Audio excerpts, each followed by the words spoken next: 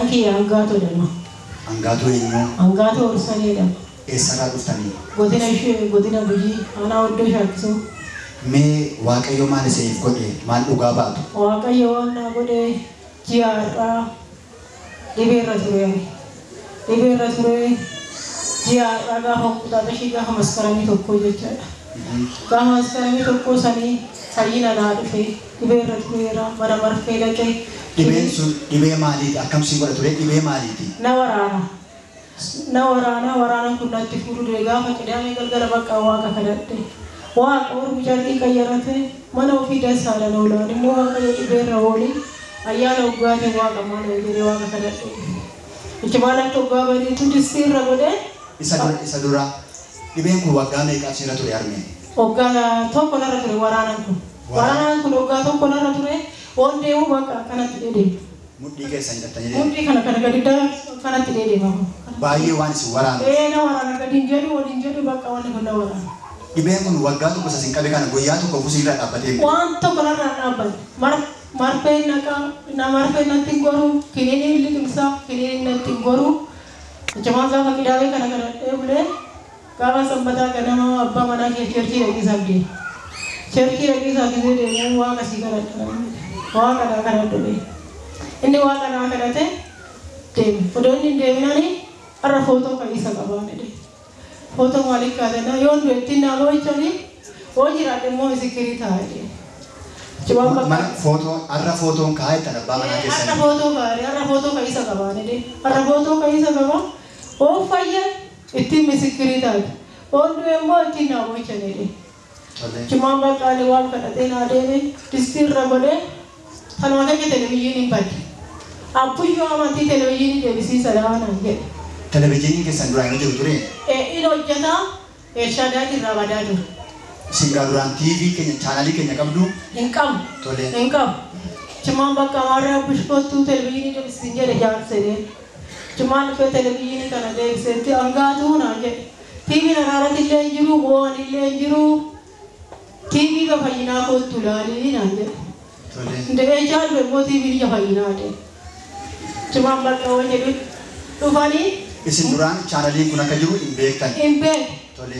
Cimaan bakka warree mucaan tokkichi hin masakarata. As dhaabbatee masakarata. Gaafa TV bantan? Gaafa maskaranii tokko jecha.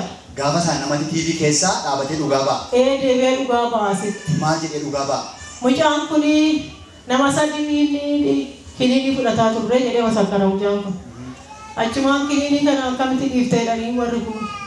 Ani bishaatti naa kadhatanii bishaan dhugee bishaan sanii fayyee. Ana kiniiniin keessa maayitanaa dhufee masakara mucaan as dhaabbate. TV keessaa? TV keessa. Tole. Yoo mucaan akkana jedhu anillee bishaan akkana biiffee gubbaa dhaabbata. TV ba fayyinaa irraa qabdan illee fayyisuu qabdanii akkanatti qabadde. Tole. Yoo kaatti qabadhu waraanessa.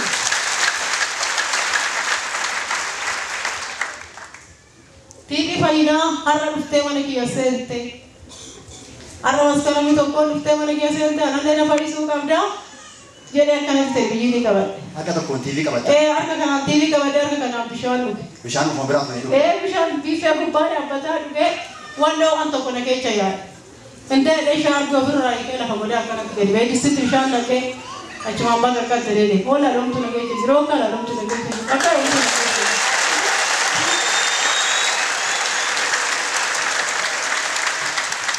Ati maal ijoolleen takka turte hangaatu maal argattee jedhe bifa dibattee gadi baate naan jedhan.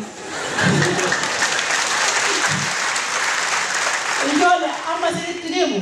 Amma dubbadhu bakka gammani tokko natti amma dubbadhu ijoollee waa gubbaa tanaan dhufeera akkana waa samaayii tanaan dhufeera lakki ani dubbadhu amma dubbadhu ilaaltanii koo waan jirte biyyiin hin badde. Ibsaan badde. Ofitti haare bakka ofitti masaacha'e yoo kana dhufte bakka. Achi maal jaas mana waaqaatiin galee midhaan nyaanne ati fayyitee laatee fayyee achi keessatti fayyee kundoone. Bana ama barbaadati bana. Bifa fayyinaadha bana achi keessatti. Waan jedhu bakka isaan baastariin achi keessa sabbakaaranii abbaan manaa kiyyarree giriim jedhe bakka achitti fayyee Ara keessa walitti buusaa gooftaa kanaaf gosa keessan fidaa. Isin kanaaf manuma keessan teessanii otoo eessayyuu dhaqiin dhibee waggaa tokko manni yaala dadhabee qorichaan kan dadhabame kiliinii fudhatanii marfee waraanatanii kan isin didee hidhii mataa keessan qabanii bishaan keessa fudhatanii fayyitan. Bishaan kiyya uneetti fi akkanumatti qabe. Isaan dhufanii yoo ta'an akkana miliqaa jedhanii akkanumatti qabe isaanii. Isaan dhufanii dabarta jedhee akkanumatti qabe. Achimaan fayyee sila wallagga deebilee tan immoo wallagga naaqise waan kiyya immoo tiibii dhiifa fayyinaa mana kiyyattuu naa mul'ise isaa illee natti mul'ise kanaaf ganaa galatee.